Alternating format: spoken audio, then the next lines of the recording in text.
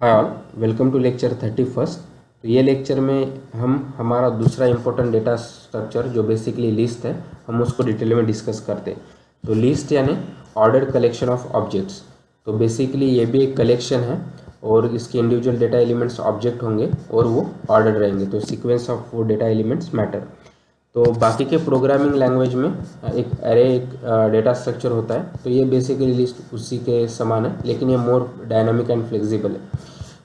Array जो basically C++, जावा ऐसे programming languages में, तो वो भी कलेक्शन है, लेकिन वहाँ पे दो रिस्ट्रिक्शंस है कि वहाँ पे डेटा एलिमेंट्स एक ही टाइप के हो सकते हैं और उसका साइज़ भी फिक्स होना चाहिए। लेकिन लिस्ट में ऐसा रिस्ट्रिक्शन नहीं है। हमारे डेटा ऑब्जेक्ट्स डिफरेंट टाइप के हो सकते हैं और हम लिस्ट को किसी भी लेवल तक ग्रो एंड श्रिंक कर सकते हैं। तो इसीलिए ये एरे का एक मोर फ्लेक्सिबल और डायनामिक वर्जन होगा। ठीक है। तो पाइथन में हम लिस्ट बेसिकली स्क्वायर ब्रैकेट से इंडिकेट करते हैं और जो भी डेटा ऑब्जेक्ट्स है वो हम उसको कॉमा सेपरेटेड रखेंगे। तो फॉर एग्जांपल ये एक मेरा लिस्ट है और यहाँ के data element basically even number से फ्रॉम 2 to 10 और उनको मैंने इस तरह से कॉमा सेपरेटेड रखा है। ठीक है। तो this is one of the example of list in Python. तो ये लिस्ट की कुछ प्रॉपर्टीज़ है। पहला तो ये ऑर्डर्ड कलेक्शन है, यानी sequence of data elements matter. दूसरा कि हमारे पास आर्बिट्री नंबर ऑफ एलिमेंट्स हो सकते हैं, 0 से लेके ऑलमोस्ट इनफाइनाइट, और वो किसी भी टाइप के हो सकते हैं। कैन बी नेस्टेड, यानी आप एक लिस्ट के अंदर दूसरा लिस्ट हो सकता है, क्योंकि लिस्ट एक कलेक्शन ऑफ ऑब्जेक्ट है। तो आपका एक ऑब्जेक्ट दूसरा लिस्ट भी हो सकता है और वो हम किसी भी लेवल तक जा सकते हैं। इम्पोर्टेंट प्रॉपर्टी है कि ये म्यूटेबल है, यानी हम लिस्ट को इन प्लेस चेंज कर सकते हैं। हम नए डेटा एलिमेंट्स ऐड कर सकते हैं, एग्जिस्टिंग डेटा एलिमेंट को डिलीट कर सकते हैं या उनको अपडेट कर सकते हैं। और जैसे हमने बात की थी कि ये डायनामिक और फ्लेक्सिबल है, हम वो किसी भी लेवल तक ग्रो एंड श्रिंक कर सकते हैं। और पाइथन अंडरलाइन लिस्ट के लिए भी इंडेक्सिंग का यूज़ करता है और हम उसका हेल्प लेके इंडिविजुअल डेटा एलिमेंट्स को एक्सेस कर सकते हैं। ठीक है। तो जैसा पहला प्रॉपर्टी हमने देखा था कि ऑर्डर, तो जैसे फॉर एग्जांपल मेरे पास ये दो लिस्ट है ए एंड बी, तो आप देखोगे कि उनके डेटा एलिमेंट सेम है 2, 4 एंड 6, लेकिन उनका ऑर्डरिंग डिफरेंट है, इसलिए A is not equal to B. ठीक है। दूसरा हमने बात की थी कि आर्बिट्री नंबर ऑफ एलिमेंट। तो आपका एक एम्प्टी लिस्ट हो सकता है जिसमें कोई भी एलिमेंट ना हो इस तरह से, या आपके पास बहुत सारे डेटा एलिमेंट्स हो सकते हैं। जहाँ तक आपका कंप्यूटर मेमोरी है वहाँ तक हम डेटा एलिमेंट दे सकते हैं। और एक इम्पॉर्टेंट प्रॉपर्टी की जो भी हमने डिस्कस किया है कि उसके डेटा एलिमेंट्स डिफरेंट टाइप के हो सकते हैं। तो फॉर एग्जांपल यहाँ पे मेरा पहला डेटा एलिमेंट 2 है जो बेसिकली इंटीजर है, दूसरा फ्लोट है, तीसरा बुलियन है, फोर्थ इज स्ट्रिंग, और फोर्थ एक लिस्ट भी उसका डेटा एलिमेंट हो सकता है। ठीक है। इसी तरह list basically collection of arbitrary number of elements. ठीक है। तो इस तरह से हम लिस्ट को क्रिएट कर सकते हैं। तो फॉर एग्जांपल अगर मुझे एक एम्प्टी लिस्ट क्रिएट करना है तो बस मैं स्क्वायर ब्रैकेट दे दूंगा, तो पाइथन को समझ में आएगा कि ये लिस्ट है और वो फिर हम किसी भी वेरिएबल को असाइन कर सकते हैं। दूसरा इंपॉर्टेंट है कि मुझे अगर एम्प्टी लिस्ट ही क्रिएट करना है तो मैं ये लिस्ट मेथड का भी यूज़ कर सकता हूँ।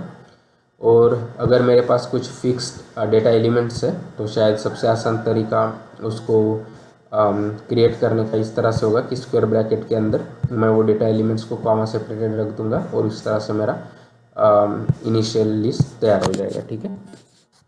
और जैसे कि लिस्ट कलेक्शन है तो वो बेसिकली बहुत सारे डेटा एलिमेंट से बना होता है, तो हम उस इंडिविजुअल डेटा एलिमेंट पे इटरेट कर सकते हैं और उनको इंडिविजुअली एक्सेस कर सकते हैं। तो एक आसान सा तरीका होगा कि यूजिंग फॉर लूप। तो अभी मेरा एक लिस्ट है ए, तो बेसिकली वो 2 to 10 इवन नंबर्स है। अगर मुझे वो इंडिविजुअली एक्सेस करना है तो मैं इस तरह से दे सकता हूँ कि फॉर एलिमेंट इन ए, तो बेसिकली ये लूप 2 से 10 तक 1 by 1 इटरेट होगा और हर टाइम वो एक ऑब्जेक्ट्स रीड करके वो एलिमेंट में स्टोर करेगा। तो अभी वो एलिमेंट पे हम कुछ ऑपरेशन कर सकते हैं या सिंपली इस तरह से प्रिंट कर सकते हैं। अगर मैं इस तरह से लूप देता हूँ तो वो बेसिकली इंडिविजुअल डेटा एलिमेंट को मैं इस तरह से प्रिंट कर पाऊँगा। ठीक है। लेकिन मुझे किसी भी इंडिविजुअल डेटा एलिमेंट को रैंडमली एक्सेस करना है तो हम इंडेक्सिंग का यूज़ कर सकते हैं। ठीक है। तो उसका सिंटैक्स बस इस तरह से रहेगा। अगर मेरा एक लिस्ट है या बेसिकली वेरिएबल है जो लिस्ट को पॉइंट कर रहा है, तो इंडेक्स जो बेसिकली एक न्यूमेरिक वैल्यू रहेगा, इंटीजर वैल्यू, तो अगर मैं इस तरह से उसको लिस्ट वेरिएबल के बाद स्क्वायर ब्रैकेट में अगर वो इंडेक्स न्यूमेरिक इंटीजर देता हूँ तो बेसिकली वो इंडेक्स का जो भी ऑब्जेक्ट होगा वो हमको रिटर्न करेगा, ठीक है। तो पाइथन में basically by default zero base indexing होता है। अगर ये मेरा लिस्ट है, अगेन सेम एग्जांपल 2 to 10 के हमारे इवन इंटीजर्स है, तो पाइथन में जो भी इंडेक्सिंग है वो जीरो बेस है। तो बाय डिफ़ॉल्ट वो जीरो से लेके आपकी लेंथ ऑफ लिस्ट -1 तक इस तरह से from left to right indexes assign कर देगा, ठीक है। और अभी ये इंडेक्सेस की हेल्प से हम ये डेटा ऑब्जेक्ट्स को रैंडमली एक्सेस कर सकते हैं। तो फॉर एग्जांपल अगर मैं कहता हूँ ए ऑफ जीरो, तो बेसिकली ये जो भी जीरो इंडेक्स पे जो भी ऑब्जेक्ट है, इन दिस केस ये जो भी डेटा एलिमेंट 2 है वो हमको रिटर्न करेगा। सिमिलरली ए ऑफ 1 4 और ए ऑफ 4 10 एंड सो ऑन, ठीक है। और पाइथन निगेटिव इंडेक्सिंग का भी यूज़ करता है, जो बेसिकली फ्रॉम -1 से स्टार्ट होगा लेकिन फ्रॉम एंड टू बिगिनिंग इस तरह से, राइट। तो -1 last index, -2 second last index, -3 third last index and so on.